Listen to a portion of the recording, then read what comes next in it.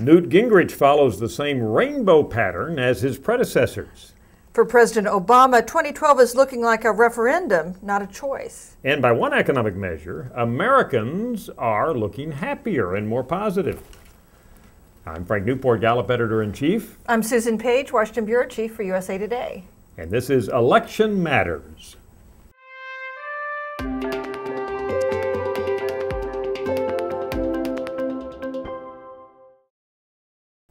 Well, Susan, I mentioned the rainbow pattern. Now, that's the name we've given it here, but a rainbow, like the St. Louis Arch, is something that goes up like that and comes down on the other side. And that's what we're finding for Newt Gingrich, just as we found it for Rick Perry and as we found it for Herman Cain.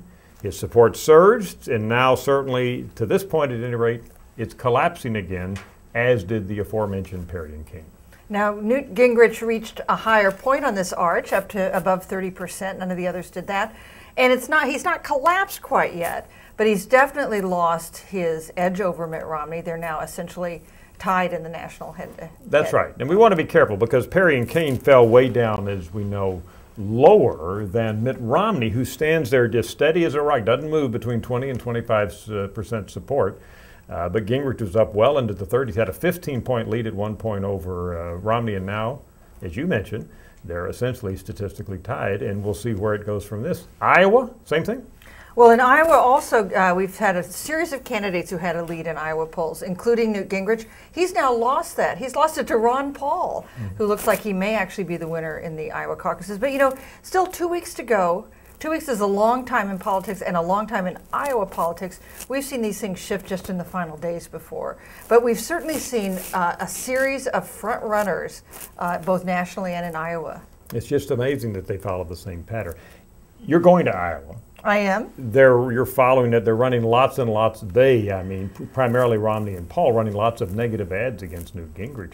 But our numbers are Republicans nationally. They're not all seeing these ads. You know, Republicans in California and New York and these big states, and yet Gingrich is collapsing. His lead, at any rate, collapsing there as well. So it's happening regardless of the ads, it looks like. That's right. And Iowans pay more attention than the nation as a whole at this point. But we see Republicans generally losing, Gingrich losing some favor, and that is, I think, bad news for Newt Gingrich. That it's not just the onslaught of negative ads. It's the appearances he's making in debates. It's the arguments that his opponents are making against him. And, you know, we noted that he's done very well in debates.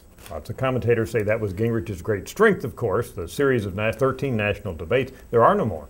So Gingrich has lost that hook, so to speak. No more until after the Iowa caucuses, until we get to New Hampshire.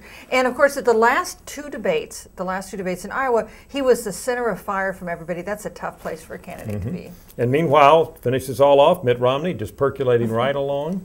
It's amazing. I mean, as we see all these other candidates going up and going down, there comes Mitt Romney consistently, poll after poll, month after month, just not moving. He has this core support, 20 and 25%. It's a strength and a weakness. It's a strength that he holds on to people, but a weakness that he can't seem to build on this. And as other candidates lose support, it doesn't go to Romney. It goes to the rest of the field. And to none of the above. All these people vying to run against President Barack Obama. Now we're ending this year. His job approval rating still roughly, some polls a little higher, some a little lower, 40 to 45%. That's still below where he would like to be. Yes, it is, and below where he'll hope to be. And you know, another argument that his strategists make, David Axelrod and others make, is that this election is not a referendum on how President Obama is doing. It's a choice between Barack Obama and whichever Republican wins the nomination. But that is not what we find in our latest poll. We find that voters are supporting Obama because they're for Obama, but they're supporting Republican candidates because they're against Obama. Yeah, let's back up on this. We asked voters in the USA Today Gallup poll, who would you vote for, Obama or Romney? New question, Obama or Gingrich. And then once they made a choice, we followed up and said, is that more a vote for or against? And we named the two candidates.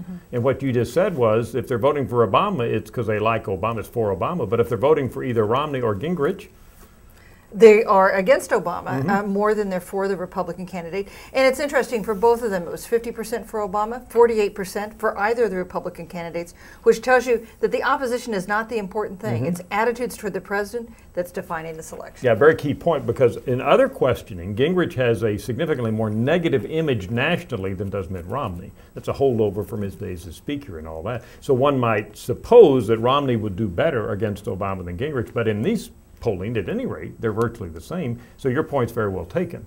It could be X running against Obama, and it looks like X would get about that same support. That's right. Now, overall in the campaign, some fascinating questions we ask. Americans not necessarily thrilled with the choices they're going to have and the way that these candidates are trying to come up with solutions.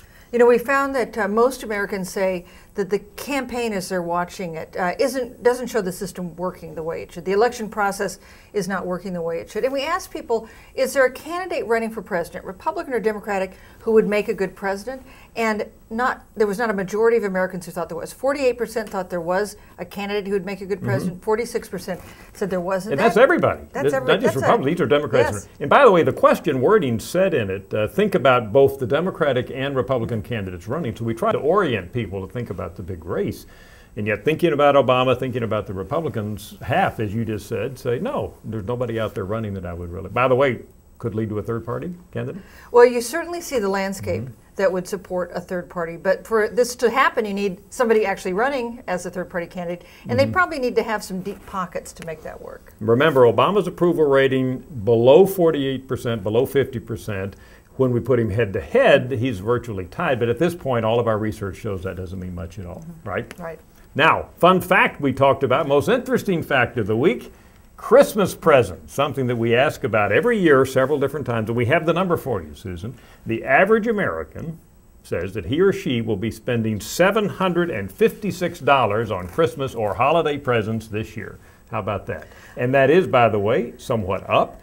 Our measures in November were somewhat up, so it's looking like, when you put it all together, this is going to be a little more positive season for retail than last year. But down from just 4 years ago, 2007, when the economy was good, people were feeling good, $866 in unadjusted dollars. So Americans not feeling quite as good as they felt just a few years ago, but better than last year. Absolutely. And Susan, use that as your ceiling for my gift, all right? Spend no more than $756 and we'll be fine. I can assure you of that. Okay, very good. Well, the next time we talk, it'll be after Christmas, but it'll be before January 3rd, of course. 2 weeks away, roughly. That's the exciting time when we get our first votes, and you'll be there. I'll be there, and you know, we often see that Iowa can change the landscape for these candidates. We'll see what happens. I'm Frank Newport, Gallup Editor-in-Chief. I'm Susan Page, Washington Bureau Chief for USA Today. And this is Election Matters.